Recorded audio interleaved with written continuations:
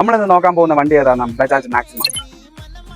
നമ്മളടുത്ത് കേട്ടത് എന്താണെന്ന് വെച്ചാൽ മീനോട്ടത്തിന് കണക്കാക്കിയുള്ള ബോഡിയാണ് കേട്ടത്. ആ കമ്പനി ബോഡി തന്നെ നമുക്ക് ഗ്രില്ലടിച്ച് മീനോട്ടത്തിന് കണക്കാക്കി അകത്ത് ഷീറ്റൊക്കെ ആക്കി തരാമോ എന്ന് ചോദിച്ചിട്ടുണ്ട്. അപ്പോൾ നമ്മളെ ഒരു എക്സ്പീരിയൻസ് വെച്ച് നമ്മൾ അവർക്ക് ഒരു സ്റ്റീൽ SS ബോഡി ചെയ്യാമോ എന്ന് പറഞ്ഞിട്ട് അവർക്കൊരു ഐഡിയ കൊടുത്തിട്ടുണ്ടായിരുന്നു. അപ്പോൾ പാർട്ടിക്ക് ഓക്കെയാണ്. അവർക്ക് പക്ക രീതിക്ക് വേറെ ഫോട്ടോസ് കാര്യങ്ങളൊക്കെ കാണിച്ചു കൊടുത്തപ്പോൾ അവർക്ക് നല്ല രീതിക്ക് മനസ്സിലായി. ഈ ബോഡിനെ പ്രത്യേകം എന്ന് പറഞ്ഞാൽ ഫുൾ SS 304 ആണ്. നിങ്ങൾക്ക് എത്ര വർഷമാണെങ്കിലും ഗ്യാരണ്ടിയാണ്, ഫുൾ ഗ്യാരണ്ടിയാണ്. ഇതേ രീതിക്ക് തന്നെ നമുക്കിതിൽ പെയിന്റ് വരത്തില്ല, ബാക്ക് മാത്രമേ മഞ്ഞ വരത്തുള്ളൂ. SS ഷീറ്റ് അടിക്കാനാണ് അവർ നമ്മളടുത്ത് സജസ്റ്റ് ചെയ്തത്. പക്ഷെ നമ്മൾ അവർക്ക് ഫുൾ ബോഡി സ്റ്റീൽ ചെയ്ത് കൊടുത്തു. അപ്പോൾ അവർക്ക് ഇപ്പോൾ ഹാപ്പിയാണ്, പക്ക രീതിക്ക് ഹാപ്പിയാണ്.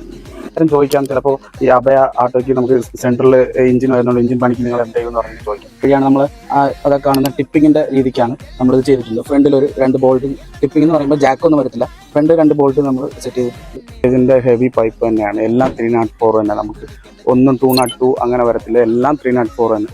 16 ഗേജിന്റെ 1.5 തിക്നെസ് ഉള്ള ഷീറ്റാണ് നമ്മൾ ബെൻഡ് ചെയ്ത് ഫുൾ സ്റ്റീൽ അടിച്ചിരിക്കുന്നത്. നിങ്ങൾക്ക് എത്ര വർഷമാണെങ്കിലും ഒരു പക്ക ഗ്യാരണ്ടിയാണ് നമുക്ക് തരുന്നത്.